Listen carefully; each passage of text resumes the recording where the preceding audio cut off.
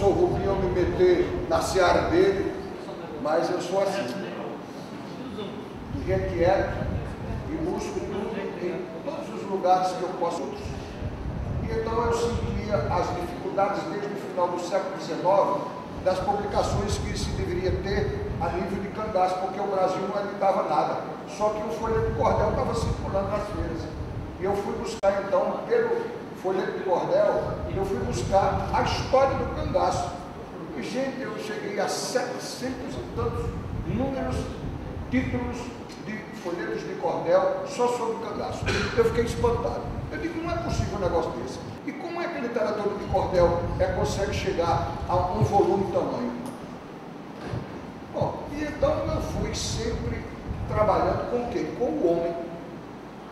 E daqui a pouco me apareceu uma mulher.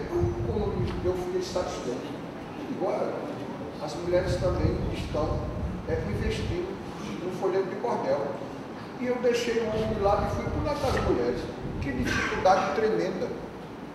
Para pintar uma mulher aqui e acolá, aonde eu podia precisar, era uma luta.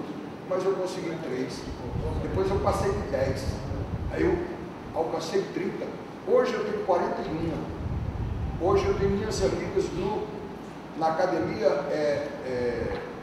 de cordelistas do CRAP, inclusive a própria Fonca que ele falou, onde hoje faz a defesa de doutorado dela, porque eu conheci em 2002, em João Pessoa, num congresso de literatura de cordel e estilogravura, eu conhecia a Lia Remer, é uma francesona que eu fico olhando assim para ela, parece mais que estou olhando a lua, ela lá em cima, a Pino, uma pessoa fantástica, nós poderíamos, professor, trazê-la para cá. Ela na realidade, ela é holandesa, porém já com nacionalidade francesa. E essa mulher me incentivou, essa mulher, digamos, ela me cativou de tal forma que, como eu já tinha ido numa viagem meia louca, eu acho que a gente só consegue as coisas investindo, trabalhando, acreditando em si próprio. Eu saí um dia do Mossoró, fui para Natal, tomei um navio e fui saber se alguma coisa que diziam que presos políticos e cangaceiros teriam sido aprisionados na ilha de Fernando Noronha. Depois eu fui para Fernando Noronha, que eu queria saber. Só que quando eu cheguei lá, eu não contei mais nada. Ninguém sabe, eu não tenho nenhuma pessoa realmente idosa que dissesse, olha, aqui já teve fulano preso. Era ali o presídio. Ninguém sabe nada, só sabe ganhar dinheiro com os turistas que chegam. E fim de papo, acabou. Será que foi essa a minha única experiência fora, digamos, a nossa ambientação propriamente dita de cangaço? Não. E eu também não entreguei meus pontos, não, porque não tive sucesso. Foi um insucesso, eu voltei lá e eu não sabia onde era que estava na minha cabeça, porque eu queria trazer da ilha de Fernando Noronha, digamos, tudo que era de bom, que o senhor, eu não sabia, ninguém havia se pronunciado que tinha conseguido ou que tinha ido lá ou qualquer coisa. Eu digo, opa, eu vou abafar. Olha, quem é que não gosta de abafar? Quem é que não gosta de ser o pioneiro? E principalmente no assunto de uma dinâmica espetacular como é a do cangaço, eu estaria todo faceiro, só que não deu certo. Quando eu conheci a Lia, então ela começou a me dar subsídios do tipo seguinte, de que na França, na cidade de Poitiers, fica mais ou menos umas 4 horas de trem de Paris. Eu posso dizer a vocês que eu fui lá, eu tive coragem de ir lá. Só que eu não queria ver só o volume 30, 40 mil títulos de cordel. Não, eu queria ler mais. Eu queria ver o grande salão onde a Joana d'Arc, que depois é Santa Joana d'Arc, que foi queimada na fogueira, pois ela foi julgada. Só que estava havendo uma comemoração lá nesta universidade, que lá é uma universidade hoje, neste centro, que, digamos, foi julgada a santa. E então eu não tive condições, eu estava num grupo, eu não tive condições de esperar para o outro dia, para poder, digamos, eu ser amigo. Principalmente porque eu não sei nem japonês nem francês. Então eu estava com o carro atolado e eu só tive uma coisa, arrumar os meus paninhos e voltar e continuar a minha viagem, que foi na realidade o que eu fiz. Mas não está longe, digamos, de Paulo Gastão ir atrás de 800, 900, 1.200, 3.000 títulos de cordel, porque estão retratando a nossa história.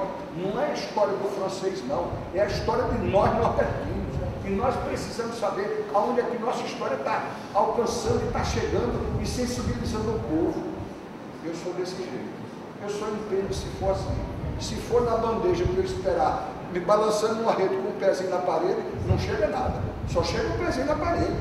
Então, gente, é por isso que eu vibrei com a história do professor Rubim, no sentido de dar conhecimento dessa projeção. Não encontrei mulheres que estejam fazendo estilogravura. Não. E eu não me contentei ainda pela figura da mulher. Eu ainda fui atrás dos estilógrafos, que hoje chamam de gravuristas. Eu não chamo. Quem quiser chamar de Paulo, eu chamo. Eu não chamo. Eu chamo estilógrafo como e dessa maneira, então, vocês não sabem como eu sou feliz. Olha, a minha vida é preenchida com tanta coisa. Essa cabeça, às vezes, ela está acima de Roberto Carlos em 300 quilômetros nas curvas de Santos. Podem acreditar.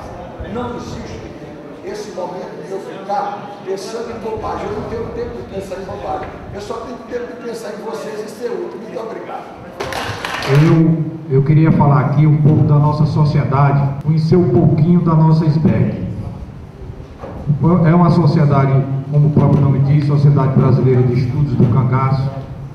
Foi fundada em 1993 na cidade de Mossoró. Eu queria abrir aqui um parênteses para falarmos do fundador dessa sociedade, que encontra-se aqui conosco, que é o Dr. Paulo Medeiros Gastão, que nós estamos aqui hoje é uma obra de Paulo Gastão. Ele é o professor de todos nós, que nos acolheu com muito carinho desde o começo das nossas pesquisas. Eu posso ser testemunha disso. Quando há cerca de 15 anos o conheci, e ele abriu perspectiva para a maioria dos que estão aqui nessa mesa.